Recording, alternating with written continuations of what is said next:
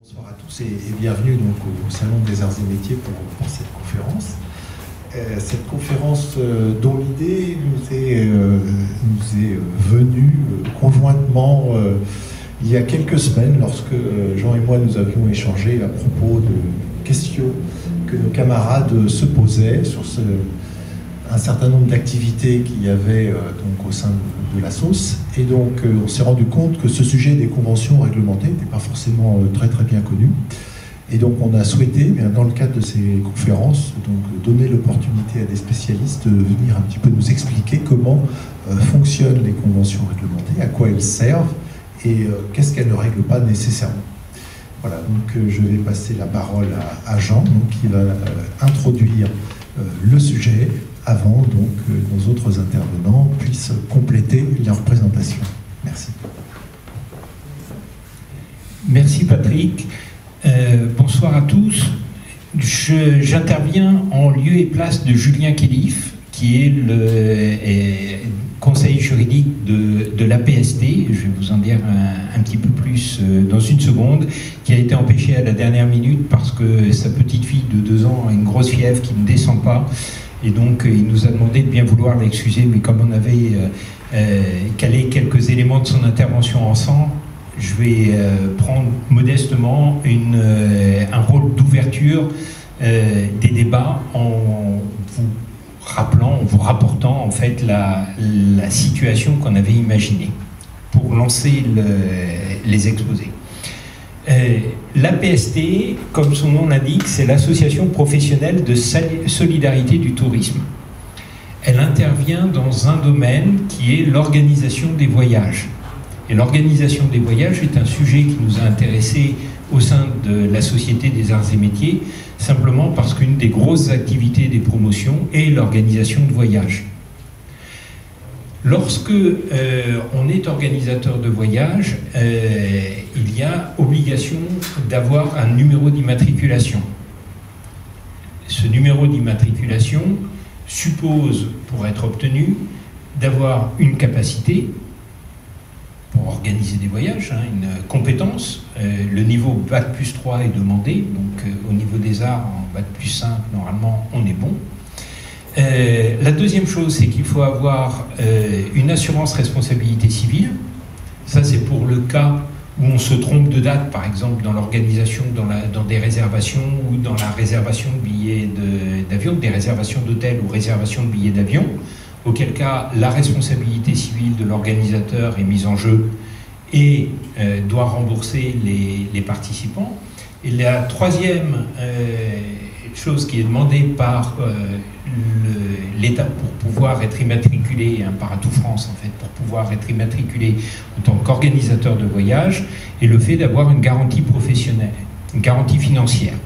Une garantie financière vise à couvrir les circonstances où l'organisateur du voyage a fait une réservation dans un hôtel qui fait faillite, ou utiliser une compagnie aérienne qui ne vole plus. Exemple, Air Berlin, vous en avez probablement entendu parler récemment, qui a arrêté ses vols ou qui les arrête au cours de ce premier trimestre. Donc dans un cas comme celui-là, ce qu'il faut, c'est pouvoir rembourser les voyageurs qui auront fait appel à cette entité d'organisation de voyage. Là où les promotions, et donc la Société des anciens élèves, puisque les promotions sont pour la plupart d'entre elles intégrées à la structure de notre association, a une responsabilité, c'est lorsque les fonds transitent par la caisse de promotion. La caisse de promotion, qui sert en général pour simplifier justement les mouvements financiers, et dans ce cas, le critère sur lequel le ministère de tutelle, le ministère du Transport de mémoire, ou Bercy, je ne sais plus, on avait appelé un des deux, détermine si oui ou non on tombe sous le coup de l'organisation de voyage. Donc si les fonds sont versés directement à une agence de voyage ou par chacun des participants à une compagnie aérienne, il n'y a pas d'organisation de voyage. Si les fonds transitent par une caisse de promotion, il y a organisation de voyage. Vous voyez là, j'en profite pour passer un message en fait aux promotions qui sont toujours organisées en tant qu'association indépendante de la grande association des ingénieurs arts et métiers qui date d'avant 1901. Lorsque les mandataires, les responsables de ces associations autonomes organisent des voyages, font transiter les fonds par les caisses de promotion, et derrière n'ont pas les agréments et l'immatriculation en tant qu'organisateur de voyage, ils exposent leur responsabilité personnelle et c'est du pénal. Je crois que c'est 7 500 € d'amende. Bon, ça ne va pas très très loin, mais ça peut aller jusqu'à 6 mois avec sursis, de mémoire. Donc, on a pris cet exemple-là parce que l'association A qui s'est mal organisée et qui n'est pas dans le contexte juridique approprié, si jamais il y a un incident au moment de l'organisation d'un voyage, n'a plus que ses yeux pour pleurer et ses dirigeants pour essayer de se dépatouiller des difficultés dans lesquelles ils se sont mis eux-mêmes. L'association B qui, elle, a bien fait tout selon les règles, par exemple la Société des ingénieurs arts et métiers, elle va pouvoir faire appel si une compagnie aérienne, par exemple, ou une agence externe de voyage a déposé le bilan et ne fournit pas la prestation qui était attendue, va, elle, faire jouer la garantie financière, mettre en œuvre la garantie financière qu'elle apporte à notre association pour rembourser, premier chef, rembourser les personnes qui ont réservé leur voyage, qui voulaient faire le voyage. Il s'avère qu'en préparant cette conférence ce soir avec Patrick, nous sommes arrivés sur un site où, à titre d'exemple de convention réglementée, était citée la PST, dans un cas précisément comme celui-là, où un voyage ayant été annulé du fait de la défaillance financière d'un organisateur, la PST avait pris le relais, et plutôt que de rembourser les voyageurs, ce qui est un moindre mal, ils rentrent dans leur argent, mais d'un autre côté, ils n'ont pas fait le voyage qu'ils s'attendaient à faire. La PST faisait appel à ses membres, elle a énormément d'agences de voyage qui sont dans son tour de table, dans son association, faisait appel à l'un de ses membres pour organiser le voyage et le livrer en lieu et place de celui qui avait été initialement envisagé aux personnes qui l'avaient réservé et donc aux bonnes dates, aux bonnes heures, aux bons endroits et donc d'apporter un service plutôt qu'un remboursement financier. En faisant ça, elle faisait appel à des membres de l'association et donc avait un devoir de transparence vis-à-vis des autres membres. D'abord, elle faisait appel à tous les membres, donc il y avait ceux qui postulaient. Ensuite, derrière, lorsque le voyage était mis en place par l'un d'entre eux qui avait été sélectionné par la PST, les autres membres étaient complètement informés des modalités d'organisation de ce voyage. Et c'était ainsi que nous étions arrivés à la PST comme exemple d'une convention réglementée, puisque dans ce cas-là, le membre qui se substituait à l'agence défaillante ou à l'hôtel ou à la compagnie aérienne défaillante qui avait fait jouer la garantie financière, le membre qui se substituait à cette entité défaillante passait avec la PST une convention qui rentre dans le champ des conventions réglementées et qui donc faisait l'objet d'une déclaration à l'Assemblée générale. Donc ça, c'était le cadre, et le cadre d'école, je dirais, pour illustrer le propos de ce que sont les conventions réglementées, c'est-à-dire les conventions qui sont passées entre une association ou sa direction et ses membres, et encore plus ses mandataires, qui sont au premier chef concernés. Donc voilà, Julien Kelly, je pense, passera dans nos studios pour lui-même vous expliquer dans des termes beaucoup plus précis l'exemple qu'il avait en tête et le cas auquel nous nous référons. Mais ce que je vous propose, c'est que, sans attendre, le contexte juridique vous soit présenté par Maître Malikian, qui nous a fait l'amitié d'être parmi nous ce soir.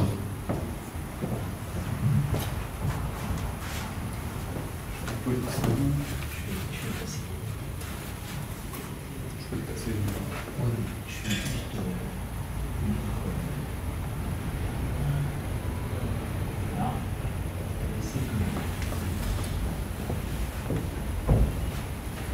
Alors, merci pour cette excellente introduction du propos.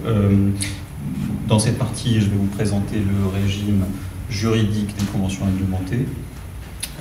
À titre préliminaire, je précise que la présentation a pour vocation de donner une vue d'ensemble des règles qui encadrent le contrôle des conventions réglementées. Elle n'a pas pour vocation de rentrer dans le détail de chacune de ces règles, et elle n'a pas pour vocation de traiter les cas particuliers parce qu'il en existe un certain nombre. Pour autant, je vais essayer de définir ce qu'on entend par une convention réglementée. Ensuite, j'exposerai les différentes procédures d'autorisation ou de contrôle qui sont mises en place dans les différentes personnes morales qui sont concernées par ces règles. Et enfin, je mentionnerai les sanctions qui sont attachées à l'inobservation de ces règles. Alors, pour comprendre cette procédure de contrôle des conventions réglementées, il faut se poser la question de la philosophie qui est derrière cette procédure. Pourquoi est-ce qu'on a prévu tout un corpus de règles pour encadrer ces conventions? Eh bien, l'intention du législateur est clairement de prévenir une situation où, au sein d'une organisation, vous avez une personne, généralement un dirigeant, qui, en raison de sa position au sein de cette organisation, peut tirer un avantage particulier en contractant avec son organisation ou conclure un contrat dans son intérêt personnel, parfois au détriment de l'intérêt social, et généralement à des conditions qu'il n'obtiendrait pas en contractant avec un tiers. Plus généralement, ces règles d'encadrement des conventions réglementées s'inscrivent dans une tendance générale de la vie des affaires, qui tend à une plus grande transparence de la vie des affaires et plus d'éthique au sein de l'entreprise. Alors, qu'est-ce qu'une convention réglementée? Une convention réglementée se définit généralement par la négative. Ce n'est ni une convention interdite, ni une convention libre. Qu'est-ce qu'une convention interdite? Une convention interdite, c'est celle qui touche à l'argent de l'entreprise. Les cas sont limitativement énumérés dans les textes. Il s'agit des prêts consentis par l'entreprise, des découverts, généralement des découverts en compte courant, ou des cautionnements. Des emprunts, des prêts, des découverts, des cautionnements consentis par l'entreprise à qui? À son dirigeant, à son conjoint, ses ascendants ou ses descendants, mais également à des personnes qui d'apparence peuvent être présentées comme des tiers,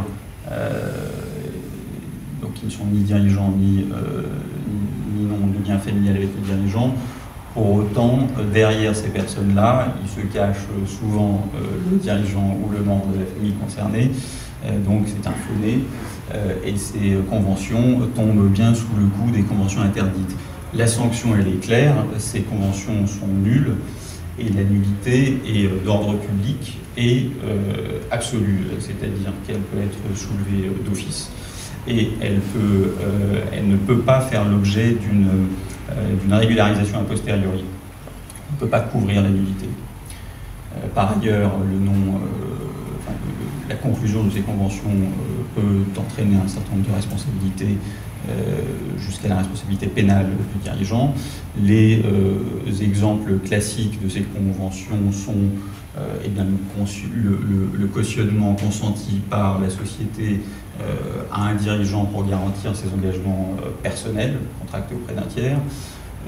Il y a des cas qui sont moins clairs comme l'emprunt contracté conjointement entre un dirigeant et une entreprise qui se veut contracter également au nom de l'entreprise mais qui en réalité ne bénéficie qu'au dirigeant. Dans ce cas-là, on considère que l'entreprise a plutôt un rôle de garant au titre du prêt et non pas d'emprunteur, et donc tombe dans la définition de la convention interdite. En revanche, les avances qui sont consenties aux dirigeants dans le cadre de déplacement, les frais de voyage, etc., quand bien même c'est un décaissement pour la société, ces conventions-là, si on les qualifie de conventions, ne rentrent pas dans la qualification de convention interdite. Alors on a défini les conventions interdites. Maintenant, de l'autre côté du spectre des conventions possibles, il y a les conventions libres. Ces conventions libres sont définies par les textes comme étant des conventions qui portent sur des opérations courantes et qui sont conclues à des conditions normales. Qu'est-ce qu'une opération courante? Eh bien, le caractère courant d'une opération s'apprécie au regard de l'activité exercée par l'organisation concernée. Donc, on regarde en gros si c'est le type d'opération qui effectue de manière habituelle l'entreprise concernée. Et les conditions normales, eh bien, ce sont celles qui sont usuellement appliquées par l'entreprise concernée, mais pas seulement par celle-ci. Généralement, c'est une appréciation de ce qui se fait en gros sur le marché. Ce sont des conditions normales de marché. Donc, on regarde ce que font les autres entreprises qui exercent la même activité.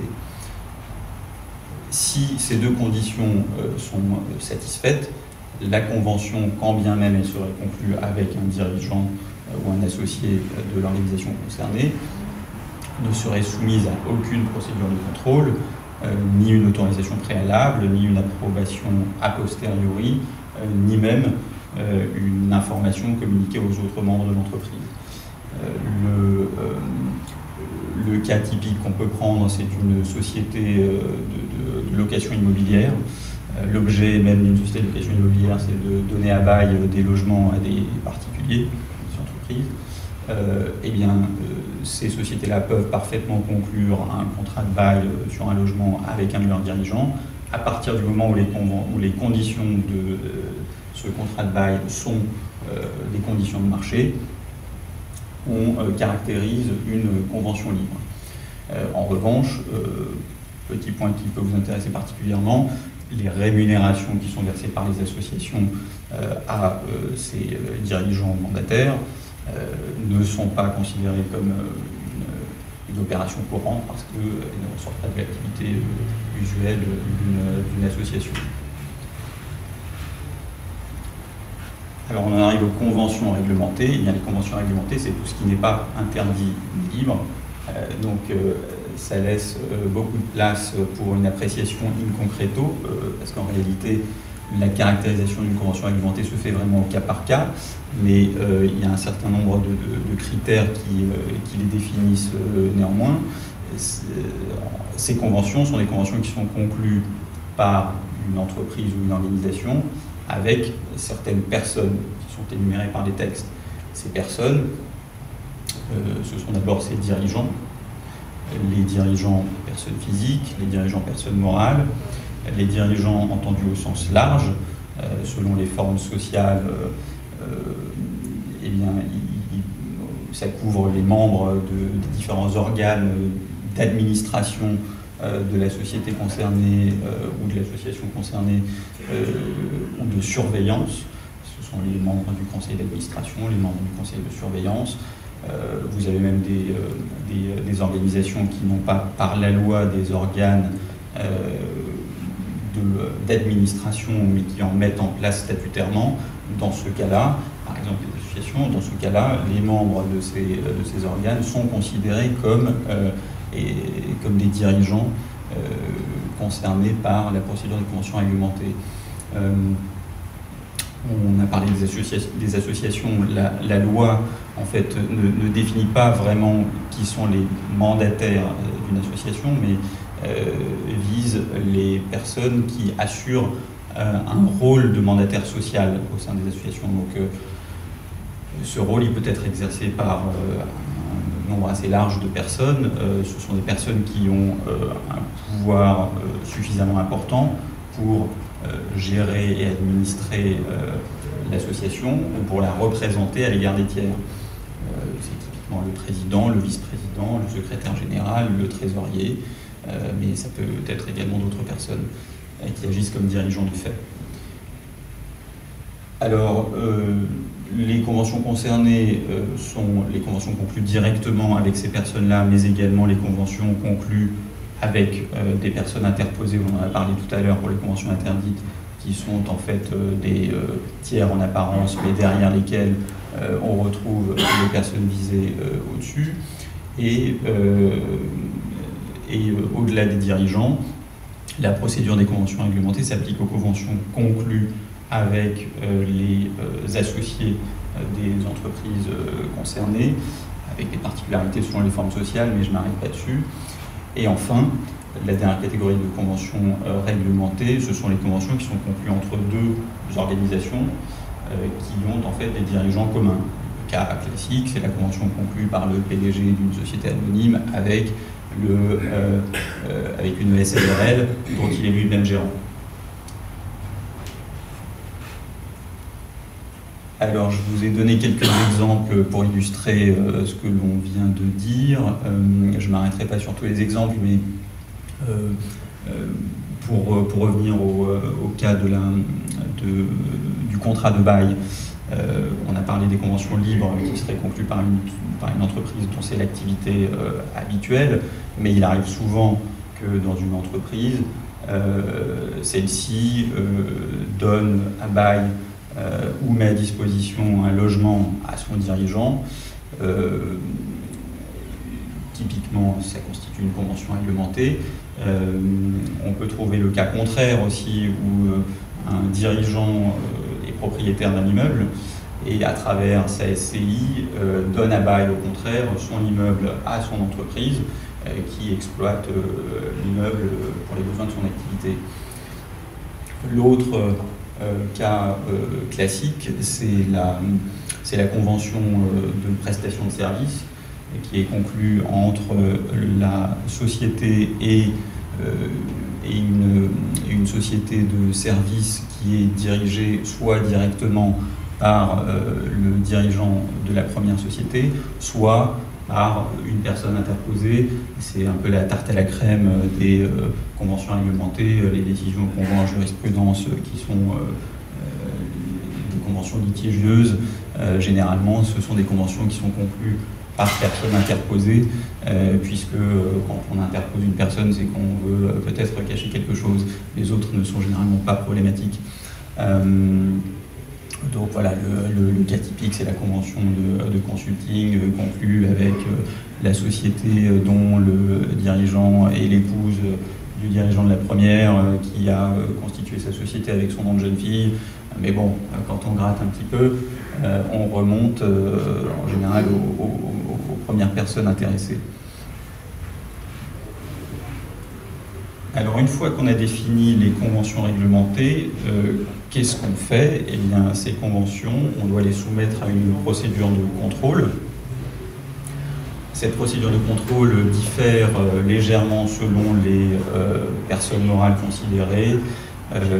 J'ai décrit les slides qui vont suivre les procédures applicables aux sociétés anonymes, aux SAS, aux SARL et également aux associations. Je ne m'arrêterai pas sur chacune de ces procédures parce qu'on retrouve les mêmes principes, mais la société anonyme a pour particularité d'avoir un double niveau de contrôle puisque elle est organisée avec un organe d'administration qui est généralement le conseil d'administration.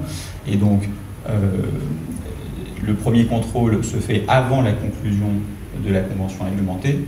Et donc, le dirigeant ou l'associé de la société qui est sur le point de conclure une convention avec sa société doit soumettre la convention au conseil d'administration. Celui-ci vote sur autorise ou pas la convention qui lui est proposée. L'administrateur intéressé d'ailleurs ne prend pas part au vote. Et là, deux cas de figure, soit la convention n'est pas autorisée, il ne peut pas produire ses effets, soit la convention est autorisée et elle continue à produire ses effets. Quand bien même cette convention serait autorisée par le conseil d'administration, elle doit être soumise à un deuxième niveau de contrôle ultérieurement. Donc elle a commencé à produire ses effets et au moment de l'AG annuel de l'entreprise, eh bien, le commissaire aux comptes doit établir un rapport sur les conventions réglementées qui ont été conclues. Je passe sur le contenu de ce rapport parce que je pense que M. Topalian vous en dira un mot.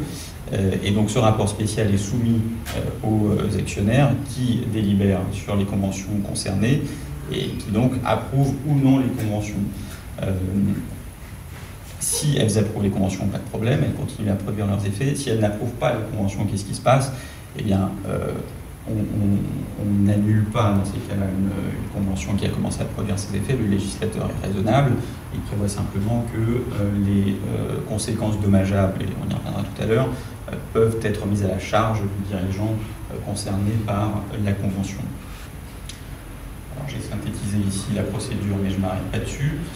Les deux autres formes sociales que sont la SAS et la SARL suivent un petit peu la même procédure, mais il n'y a pas le premier niveau de contrôle. Donc on a directement un contrôle a posteriori, puisqu'il n'y a pas un organe collégial d'administration de ces sociétés-là. Donc dans ces formes sociales, la convention a déjà été conclue, elle est communiquée au commissaire aux comptes ou au représentant légal de la société. Un rapport spécial est établi par le commissaire aux comptes ou à défaut par le représentant légal, et la convention est soumise à l'approbation des associés. Même sanction, on le verra tout à l'heure. Je passe donc sur la SARL qui suit le même régime. Quant aux associations, leur procédure de contrôle est calée sur les deux dernières formes sociales qu'on a vues, donc la SAS et la SARL. La convention est d'abord conclue, elle est ensuite soumise donc au commissaire aux comptes ou au mandataire social, lorsque ce n'est pas lui qui a conclu la convention, et on établit un rapport spécial également du commissaire aux comptes qui est soumis à l'organe délibérant. Donc l'organe délibérant, il peut différer d'une association à une autre, mais c'est celui, en fait l'organe délibérant, qui vote sur les comptes de l'association. Et donc celui-ci joue le rôle de l'Assemblée générale qu'on a vu pour les autres sociétés, mais il peut également exister des cas de figure où il n'existe pas d'organe délibérant dans des associations de plus petite taille.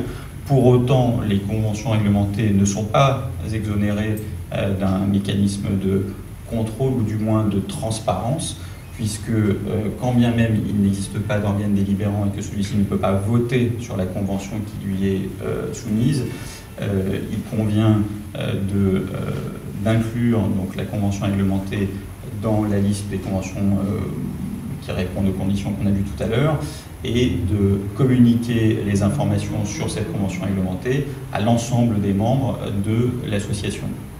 Donc, à défaut d'une procédure de contrôle, une procédure de transparence.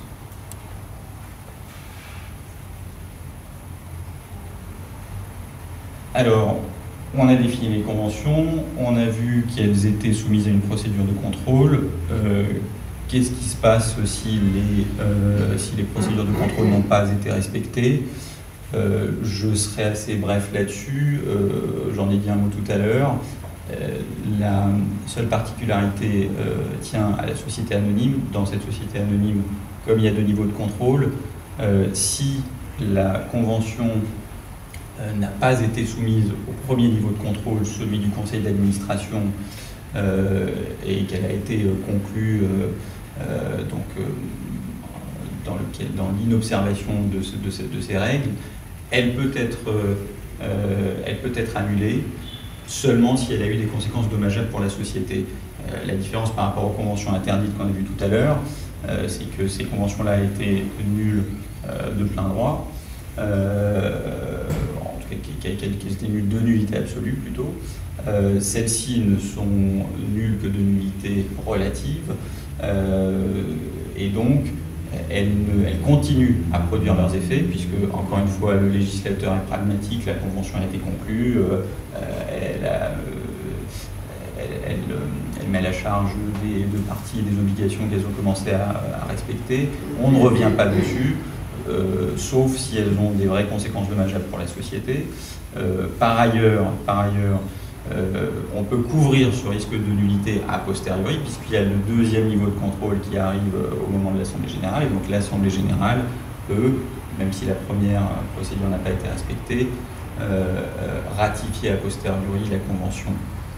dans les autres formes sociales et dans l'association, eh bien, comme le contrôle se fait a posteriori, eh bien, on n'annule pas la convention, on lui permet de produire ses effets, et même chose, si celle-ci a été conclue contrairement à l'intérêt social ou peut avoir des conséquences préjudiciables pour la société ou l'association concernée, eh bien ces conséquences-là sont mises à la charge du dirigeant concerné. Donc, je vous ai également mis quelques illustrations ici pour comprendre ce qu'on entend par inobservation de ces règles. Parfois, il s'agit tout simplement de cas où on n'a pas soumis la convention à la procédure de contrôle, mais ça couvre aussi le cas où la procédure de contrôle a été biaisée, entre guillemets. Par exemple, dans le cas où l'administrateur qui ne devait pas prendre part au vote y a pris part, et donc il y a une vraie situation de conflit d'intérêts. Par exemple, dans le cas où le conseil d'administration a autorisé la convention, mais sans en connaître vraiment les termes, puisque on a les parties prenantes, le dirigeant concerné doit communiquer les termes et conditions de cette convention pour que le conseil d'administration puisse délibérer de manière éclairée. Enfin, quelles sont les conséquences dommageables auxquelles je faisais référence pour déterminer si une convention peut être annulée ou si ces conséquences peuvent être mises à la charge du dirigeant concerné. Il ne s'agit pas uniquement des décaissements que doit faire l'entreprise ou l'organisation concernée. Si on reprend le cas de la location immobilière consentie par la SCI du dirigeant à son entreprise, eh bien l'entreprise doit payer les loyers, mais tant que ce sont des loyers de marché, il n'y a pas de problème. Les conséquences dommageables, ce sont généralement des clauses inhabituelles qui vont au-delà du cours normal des affaires. Le cas typique, encore une fois, la tarte à la crème, c'est la convention de prestation de services qui prévoit qu'en cas de rupture anticipée de la convention, la société cliente donc, devra verser la totalité des honoraires dus au prestataire, quand bien même on n'est pas allé au bout. Ça constitue un enrichissement du dirigeant qui n'est pas justifié. Donc, pour conclure, en fait, on se rend compte que la plupart des conventions réglementées, quand bien même elles sont encadrées, sont approuvées dans la grande majorité des entreprises. Elles ne posent pas nécessairement de difficultés. Les cas litigieux que je mentionnais, ça représente une minorité. Et donc, je pense qu'il ne faut pas concevoir ces règles comme une contrainte inutile qui pèse sur les entreprises. Et si l'on revient à l'intention du législateur, la philosophie derrière ces règles, l'idée est vraiment, je pense, de permettre à une entreprise de mettre en place des bonnes pratiques au sein de celle-ci, d'instaurer un climat de confiance qui ne coûte pas cher finalement à mettre en place, puisqu'il suffit de respecter des règles qui ne sont pas très compliquées à mettre en œuvre pour que l'ensemble des membres qui constituent l'organisation, que ce soit les associés ou les membres d'une association,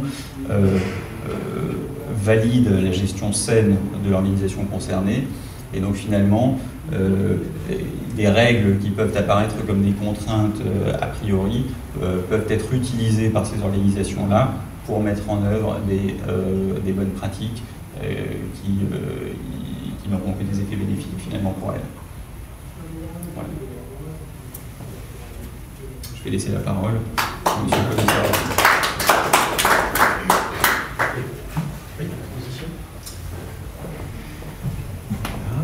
Merci, Maître Malikian.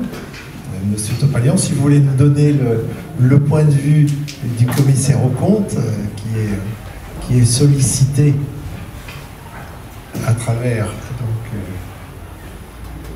le rapport spécial.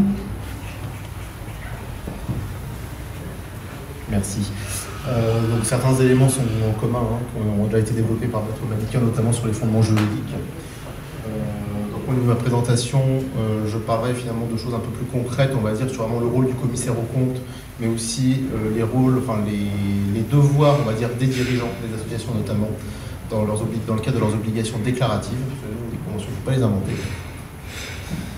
Voilà. Donc ce qu'on disait, donc il y a des obligations de déclaration qui incombent aux dirigeants, aux représentants légaux en fait, des sociétés et donc des associations. Donc ce sont des obligations qui sont arrêtées par le Code de commerce et qui stipulent que le représentant légal a l'obligation d'informer le commissaire aux comptes à la conclusion lorsqu'une convention réglementée est conclue. Donc ça c'est la première chose. Et donc comme disait Maître Malikian, là c'est un peu une petite redite, mais donc du coup sont soumises à contrôle toutes les conventions, sauf les conventions libres, modulo quelques exceptions qu'on verra par la suite, qui sont passées donc soit entre personnes morales, entre personnes physiques, il y a vraiment deux groupes. C'est des dirigeants de l'association personnes physiques qui contractualisent avec d'autres personnes physiques. Donc c'est notamment donc les conventions qui sont passées directement par personne interposée entre l'association et l'un de ses administrateurs, ou au sens plus large du terme, des personnes, on va dire, des dirigeants de fait. L'autre deuxième groupe, c'est finalement entre l'association et d'autres personnes morales.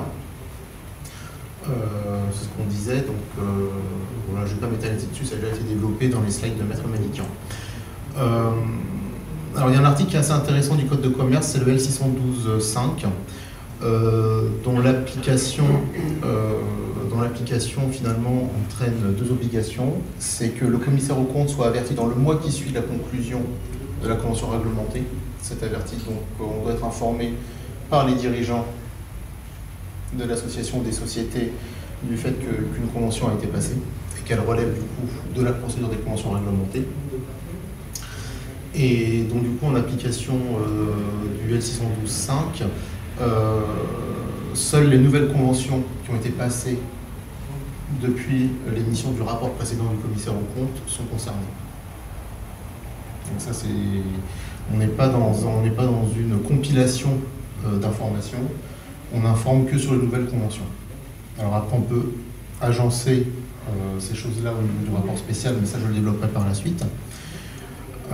Donc du coup, c'est ce qu'on dit. Donc du coup, en tant que commissaire aux comptes, nous ne sommes pas obligés de mentionner la poursuite de conventions antérieurement autorisées, sauf, donc on a trois cas de figure, donc sauf si finalement les statuts prévoient que le commissaire aux comptes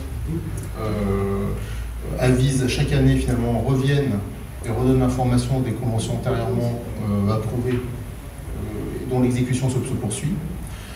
Ou, deuxième cas de figure, d'un commun accord avec le représentant légal, nous prévoyons que chaque année, finalement, on maintiendra dans le rapport spécial, dans la deuxième partie du rapport spécial, l'information sur les conventions antérieurement conclues dont l'exécution se poursuit. Ou alors, si ces anciennes conventions-là sont communiquées au commissaire aux comptes dans le cadre finalement de la procédure de communication des conventions réglementées, là, du coup, nous, on doit les considérer dans notre rapport et on a l'obligation de les indiquer. Donc, c'est-à-dire qu'en gros, de son fait, les dirigeants de l'association ou de la société informent, donc généralement c'est une lettre, c'est la fameuse lettre sur les conventions réglementées que nous demandons chaque année, disent au commissaire aux comptes, voilà, il y avait telle et telle conventions qui ont été conclues il y a 10 ans, elles produisent toujours leurs effets, et donc là, du coup, nous, on les intègre au niveau de notre rapport spécial.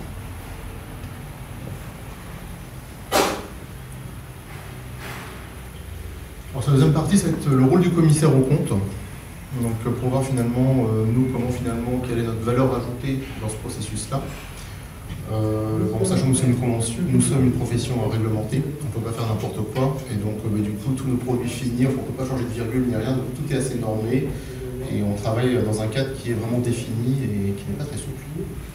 Voilà, donc ça, il peut y avoir un décalage entre les attentes, entre l'imaginaire collectif sur le rôle du commissaire aux comptes et les réalités de nos normes professionnelles qui nous imposent certaines choses qui sont immuables. Donc voilà, en fait, le rôle du commissaire aux comptes dans ce processus de convention réglementée est de communiquer à l'organe compétent les caractéristiques des conventions qui ont été conclues, les modalités essentielles ainsi que leurs impacts sur les états financiers de l'année certifiée. Et un point particulier pour les sociétés anonymes et les sociétés en commandite par action, dans notre rapport spécial, on doit reprendre les motifs qui justifient l'intérêt finalement de cette convention pour la société. Alors, en sachant que cette justification-là doit être apportée par le conseil d'administration qui préautorise en fait ces conventions. Et donc nous, on est censé reprendre, nous devons reprendre, nous avons l'obligation de reprendre mot à mot la justification de cet intérêt dans notre rapport spécial. Donc si jamais durant notre mission il advenait que nous découvrions des conventions, par l'analyse finalement des livres, des écritures comptables, des transactions qui relèvent de la clôture des conventions réglementées, c'est aussi notre devoir d'en informer l'organe délibérant, si jamais nous n'étions pas informés en amont. Alors en sachant que nous, sur nos travaux, nous sommes une profession qui travaille par sondage. Donc un commissaire aux comptes ne regarde pas l'exhaustivité des comptes. Nous avons des approches par les risques ou par les comptes en fonction de seuils, de techniques d'audit. Donc voilà, donc le rôle du commissaire aux comptes, là encore, pour on va dire modérer l'imaginaire collectif, on ne regarde pas tout et on ne peut pas tout voir. Voilà. On travaille en fonction de notre connaissance des risques internes, des risques inhérents, comme on dit, des procédures de contrôle interne et de temps en temps voilà, sur l'approche par les comptes. Donc si jamais durant nos travaux il advenait que nous découvrions des transactions qui relevaient de la clôture des conventions réglementées, on informe également les organes délibérants. Un point important, c'est qu'en tant que commissaire aux comptes, nous n'avons pas à nous prononcer sur l'utilité ou le bien fondé des conventions. Par contre, on se pose systématiquement la question de savoir si ces conventions-là ne sont pas constitutives d'un délit qui relève du droit pénal. En tant que commissaire aux comptes, si nous avons connaissance d'une infraction pénale, nous avons l'obligation d'en faire une révélation au procureur. Donc c'est une procédure qui est complètement confidentielle, les clients ne sont pas au courant. Mais donc du coup, voilà, on cherche vraiment à voir si finalement les conventions qui sont passées ne sont pas constitutives d'une infraction pénale.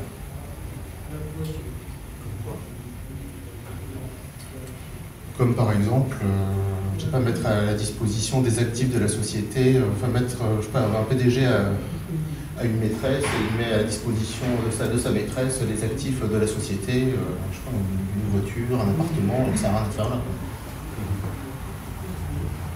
Il paye le loyer, enfin bon. Sur ce genre de choses, hein, mais bon exemple. Voilà. Donc là, typiquement, ou sinon il fait un usage, bon, voilà. Autre point important, c'est qu'au-delà de la déclaration de la direction et de nos travaux par sondage, nous n'avons pas l'obligation de rechercher l'exhaustivité des conventions réglementées. Donc nos lettres de mission qui sont quand même normées, les lettres d'affirmation que nous demandons à la direction prévoient le fait que la direction est complètement transparente avec nous et nous informe de l'existence de ces conventions-là. Après, si durant le cours de nos travaux, nous ne découvrons pas d'autres transactions qui seraient susceptibles de relever de ces procédures-là, nous n'avons pas d'obligation de faire une recherche spécifique pour identifier des conventions dites réglementées. Donc ça, c'est également un point important à souligner. Alors là, j'ai fait une petite aparté assez rapide, hein, c'est le livre 2 du Code de commerce, c'est une disposition réglementaire qui sont relatives aux sociétés commerciales. En fait, limite l'intervention du commissaire aux comptes qu'aux seules conventions réglementées. On voit que pour les associations, le périmètre d'intervention peut être un tout petit peu plus large, au sens où elle peut s'étendre également aux conventions dites courantes, mais qui ont un impact significatif pour l'une ou l'autre des parties contractantes. C'est ce qu'on dit après. Voilà. Et en fait, du coup, donc, pour faciliter le déroulement de nos missions de commissariat aux comptes, la Compagnie nationale des commissaires aux comptes nous recommande que nous rappelions aux dirigeants dans nos lettres de mission notamment le type de documentation que nous attendons pour justement identifier les conventions réglementées.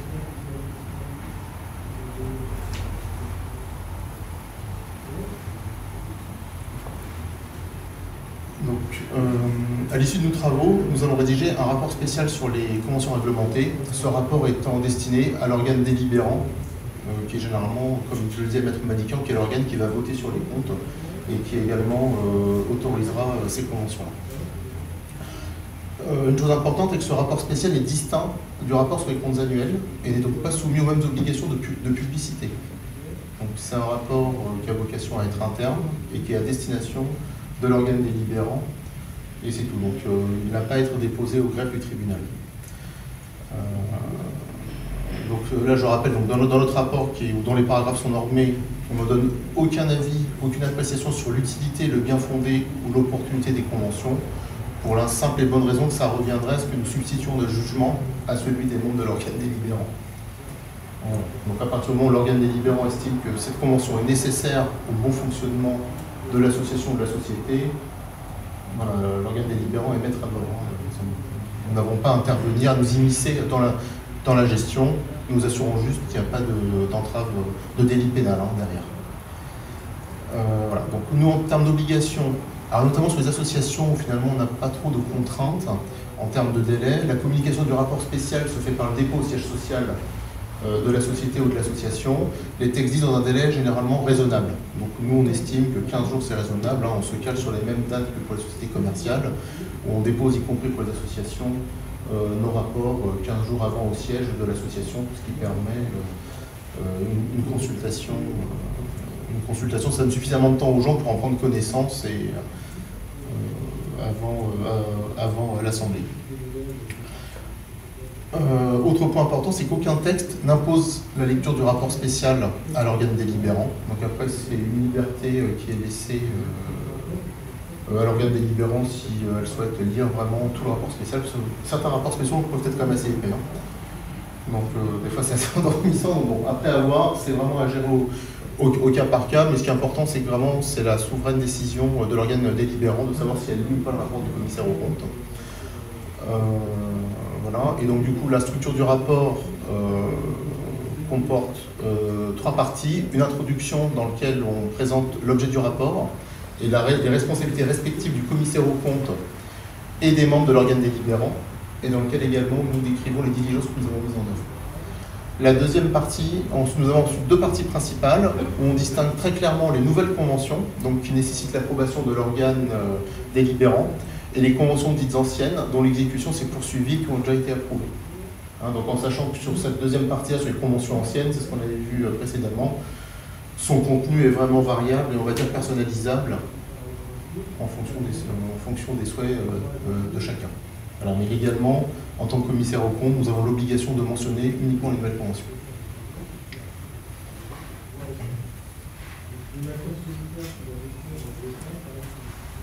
Donc là, du coup, j'ai refait un petit florilège. Bon, ça fait un peu doublon, mais voilà, ça sera peut-être formulé un peu différemment. Donc en fait, ce que je vous disais tout à l'heure sur les conventions libres, en fait, il y a le 612.4 du Code de commerce qui définit certains types d'associations, notamment celles qui reçoivent plus de 153 000 € de subventions ou celles qui se livrent à des activités économiques, peuvent a priori contracter librement avec leurs dirigeants à partir du moment où cette convention respecte 4 conditions cumulatives. Donc que la convention ne soit pas expressément interdite, qu'elle soit courante, qu'elle soit conclue dans des conditions normales, et que son objet, que ses conséquences financières, ne la rendent significative ni pour l'association, ni pour le dirigeant concerné. Donc si ces 4 conditions sont respectées, la convention est considérée comme étant libre. Donc elle ne rentre pas dans le processus d'approbation des conventions réglementées. Ces éléments-là peuvent être ensuite amendés statutairement en interne, et pour dire que même à la rigueur, ces conventions-là, même si elles sont réputées libres, à partir du moment où elles concernent un dirigeant, doit faire l'objet de la procédure d'approbation des conventions réglementées.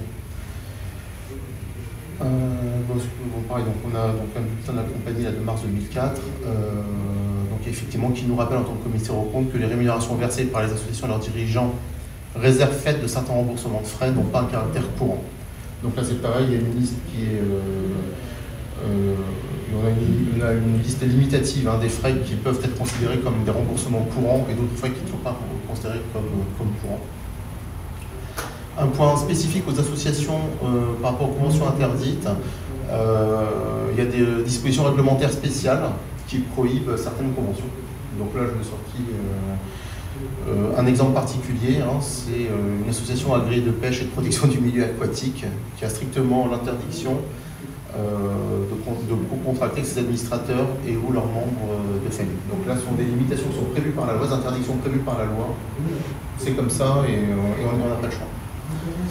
Et enfin bon, sur les sanctions, là je ne redirai pas ce que Maître Madikian a dit. C'est pareil, hein. Les conventions sont toujours annulables sur le fondement de la nullité de droit commun et que les éventuelles conséquences préjudiciables peuvent être imputées soit individuellement, soit solidairement aux dirigeants concernés. Et voilà. Et je vous ai fait un petit des copies de Légifrance, comme ça vous aurez loisir à lire les textes qui ont été cités. Vous n'aurez pas allé sur Légifrance. Voilà. Donc, en conclusion, ce qui est important de retenir, c'est qu'en tant que commissaire aux comptes, on ne peut pas tout voir. Par contre, on a un regard critique. Le succès de notre mission dépend grandement de la transparence des dirigeants des sociétés que nous auditons, les associations, hein, au sens large du terme. Ce sont des choses qui sont quand même définies contractuellement dans nos lettres de mission et qui sont standards. Donc on ne peut pas tout voir. Par contre, on porte quand même un regard critique sur les comptes. On travaille en fonction de l'appréciation aussi du risque et de la connaissance que nous avons des sociétés. Et on recherche aussi, et on n'a pas à se prononcer finalement sur l'utilité de certaines conventions qui peuvent être conclues. On recherche l'infraction pénale. Voilà.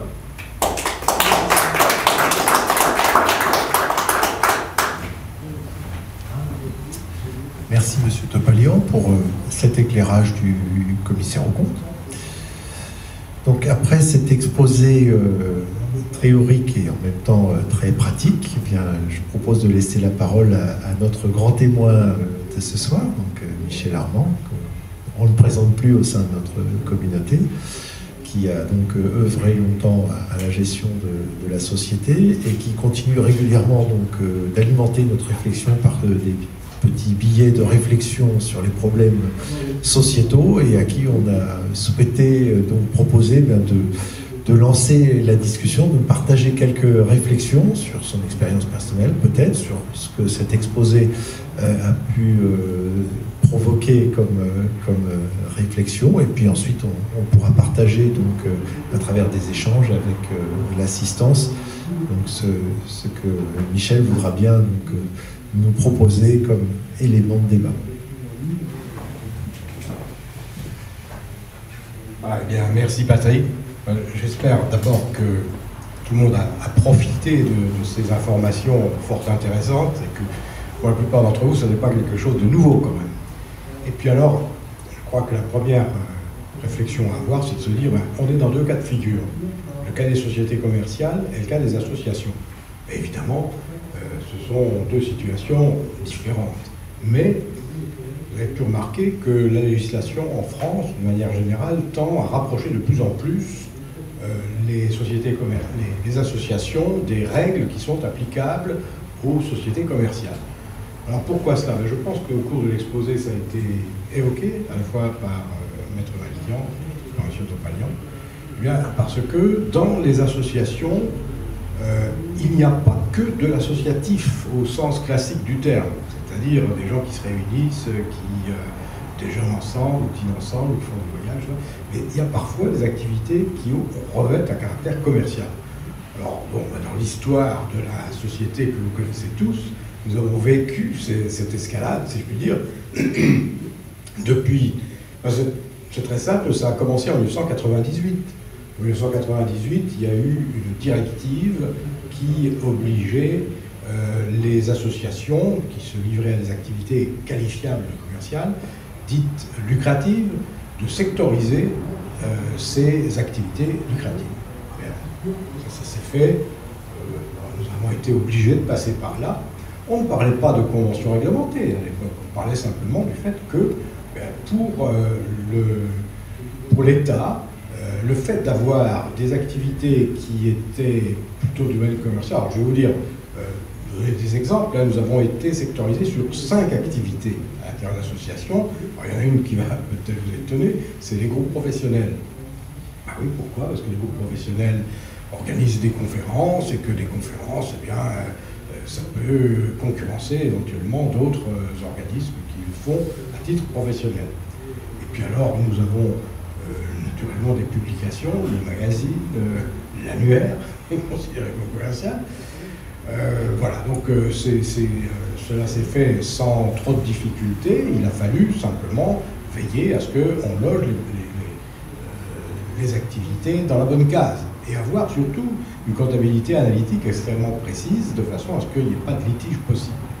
Alors les conséquences de ça, c'était pour l'association surtout. Là, on ne parle pas tellement de conventions réglementées avec les dirigeants, mais pour l'association. Si les dirigeants n'avaient pas obtempéré, s'ils n'avaient pas procédé à cette mise en ordre, bien là, le commissaire aux comptes, à l'époque, nous avait chaleureusement recommandé de procéder sans délai à ça, puisque nous avions reçu une directive. Eh bien, les conséquences, elles pouvaient être... Enfin, il fallait veiller tout d'abord au fait de bien comprendre qu'il y avait deux régimes fiscaux.